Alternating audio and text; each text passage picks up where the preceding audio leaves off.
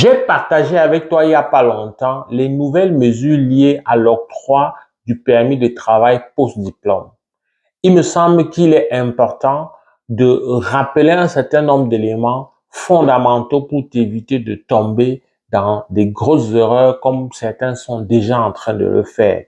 À cause des nouvelles restrictions, des nouvelles exigences pour l'octroi du permis de travail post-diplôme, plusieurs personnes vont dépenser, s'ils ne font pas attention, des milliers de dollars, mais surtout vont avoir l'illusion après cette dépense-là, voilà, vont avoir l'illusion de leur vie, ne pourront pas avoir donc ce permis ouvert qui leur ouvre la porte à un emploi, qui à leur tour ouvre la porte à la résidence permanente. Donc, compte tenu de l'enjeu assez important, je vais présenter, voilà, les différentes nuances que tu dois savoir, que je vais marteler là-dessus suffisamment pour que ça t'évite un certain nombre d'erreurs. Mais si tu es nouveau sur cet espace, si tu découvres cet espace pour la première fois, mon nom est Valérie Kamdem, je suis consultant réglementé en immigration. J'appartiens à l'ordre professionnel des consultants réglementés qu'on appelle CCIC, c'est-à-dire Collège des consultants en immigration et citoyenneté Canada. Je partage gratuitement des contenus sur mes plateformes dans le but de t'outiller et de faire en sorte que tu aies la bonne information, parce que c'est seulement en ayant la bonne information que tu vas faire des choix éclairés et tu vas éviter de tomber dans plusieurs panneaux, tu vas éviter d'avoir tous les retards que ceux qui arrivent sans être préparés font face. Alors, si tu es nouvellement arrivé, abonne-toi, active la cloche de notification. Si tu veux me contacter en privé, mais cette fois-là, ce n'est pas gratuit, tu peux utiliser l'unique WhatsApp. J'insiste, l'unique WhatsApp +1 438 830 70 45. Tu peux aussi le retrouver sur la page de couverture de mes plateformes YouTube et Facebook. YouTube qui a environ 57-58 000 abonnés pendant que je te fais cette vidéo. Et Facebook qui a environ 82 000, 83 000 abonnés. Les autres pages, c'est des fake pages. Fais attention. Alors, revenons au sujet pour te dire, alors, tu dois donc savoir que depuis novembre 2024, il y a un nouveau critère qui entre donc dans la délivrance des permis de travail post-diplôme. Le Canada a fait le choix d'orienter, voilà, d'affiner et de faire en sorte d'orienter donc ceux qui aspirent à rester au Canada vers des professions, vers des métiers dont le Canada, voilà, vit un sérieux manque, donc vers des professions en demande très clairement. Donc, il y a une liste des professions qui sont en demande. Seules ces professions-là peuvent donner droit à un permis de travail post-diplôme. Bien sûr, il y a également des critères sur le nombre d'heures et la durée des études, mais je ne vais pas insister dessus parce que ça, ce n'est pas le plus grand enjeu. Ça, tu peux rapidement vérifier et éviter de tomber dans cette erreur-là, notamment, précisément, à partir de 900 heures et plus, ça se peut donc que tu sois éligible au permis de travail post-diplôme. On va pas non plus s'attarder au fait que, voilà, il faut être inscrit dans un établissement d'enseignement désigné. En réalité, il ne peut pas en être autrement. Si tu vas jusqu'à une étape d'admission, etc., CAQ, c'est certainement parce que ton établissement est donc à un numéro EED. Alors, maintenant, c'est quoi la différence? Je viens te faire, c'est quoi le plus que je t'apporte dans cette vidéo? Il ne suffit pas de dire que, par exemple, on a dit dans le domaine de l'éducation, tu auras le permis de travail post-diplôme. On a dit et on a mentionné que dans le domaine de la mécanique, tu auras le permis de travail. Dans le domaine du bâtiment, tu auras... Non, c'est pas comme ça que ça fonctionne.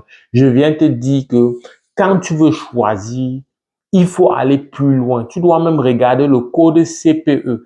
Généralement, les établissements hors Québec vont jusqu'à préciser le CPE selon la nouvelle nomenclature de 2021. Je n'ai pas dit CNP, je dis bien CPE pour les programmes d'enseignement.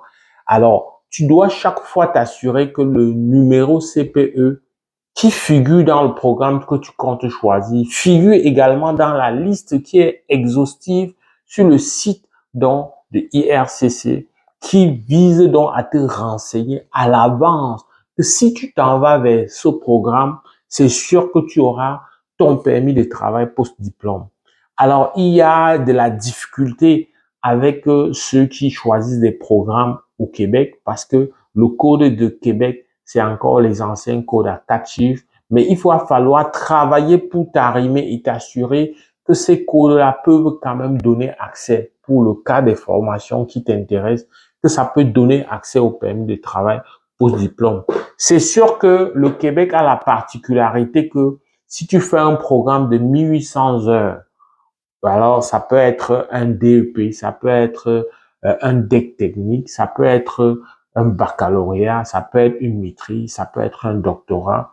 Si tu fais l'un de ces diplômes-là, alors, et qui font au moins 1800 heures, c'est sûr que tu as un accès vers ce qu'on appelle certificat de sélection du Québec. Donc, en réalité, le permis de travail post-diplôme n'est pas un grand enjeu. Mais je viens te préciser que, ben, si c'est le cas, il va quand même falloir que, pourquoi pas, tu te donnes cette marge-là, si c'est possible. Tu te donnes la marge, donc, d'avoir ce permis de travail post-diplôme parce que le processus qui mène à la délivrance du CSQ, ça vient avec l'obligation de résidence au Québec. Si tu es par exemple dans le cas de figure actuel où on a gelé les invitations, y compris pour les PEC étudiants, c'est-à-dire pour ceux qui ont complété leur formation au Québec, si ça gèle pour 8 mois, tu fais comment? Donc, c'est bien d'avoir cette marge de manœuvre. C'est vrai qu'on peut trouver des moyens que je ne vais pas développer ici pour proroger son statut, mais il faut remplir la condition d'être au Québec en situation régulière, pas en clandestinité. Super important. Donc, je viens te dire donc, dans le choix de ton programme de formation, il faut regarder tous ces éléments-là. Il faut aussi savoir, hein, et ce n'est pas inutile, c'est exactement dans le même ordre d'idée que je viens de dire pour le Québec. Quand tu choisis un programme, ben toi-même regarde, rassure-toi que c'est dans un domaine où il n'y a pas assez de compétition. Je veux dire, c'est dans un domaine où très vite tu vas trouver de l'emploi. Parce que si tu ne trouves pas vite de l'emploi et que tu as un permis de travail post-diplôme de 12 mois ou de 9 mois ou même de 16 mois, ou même de 18 mois et que tu t'amuses à ne pas trouver l'emploi très vite, tu ne t'y prends pas bien à temps, ben, ça risque d'être difficile si tu n'es pas au Québec, peut-être. Si tu es ailleurs, ben, il faut peut-être que ce soit une offre d'emploi qui te permet même sans attendre l'expérience, voilà, qui vient avec. Il y a des programmes qui te permettront, rien qu'avec ton offre d'emploi, de candidater pour la résidence permanente. Tant mieux. Mais il faut toujours, une fois encore, te mettre du garde-fou, des marges de manœuvre.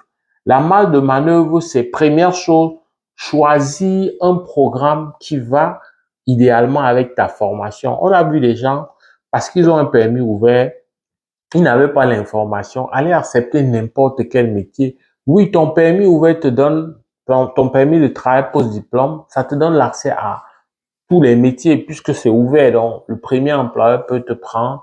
Sauf que tu as de l'ancienneté à bâtir. Tu as, pour certains, une demande de résidence permanente à produire. Alors, si tu vas dans un métier qui n'est pas qualifié ou qui ne donne pas ces accès-là, c'est fini là. Tu auras perdu ton argent, ton temps et ça va être difficile à ce moment-là. C'est sûr que le fait d'avoir été scolarisé au Canada, dans la plupart des programmes, ça donne un bonus pour ce qui est donc de tes antécédents sur le territoire du Canada. Mais il va falloir toujours en tout temps, faire en sorte de maximiser tes chances.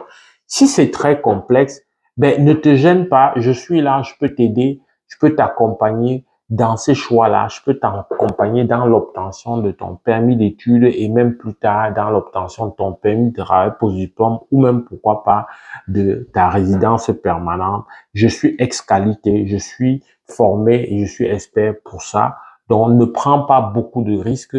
Alors, le risque d'une vie, le risque de toute une carrière ne doit pas être brisé à cause de quelques honoraires qui viennent faire la différence et surtout qui viennent te donner de la sérénité, de l'assurance pour que tu puisses mener à bon port ton projet d'immigration.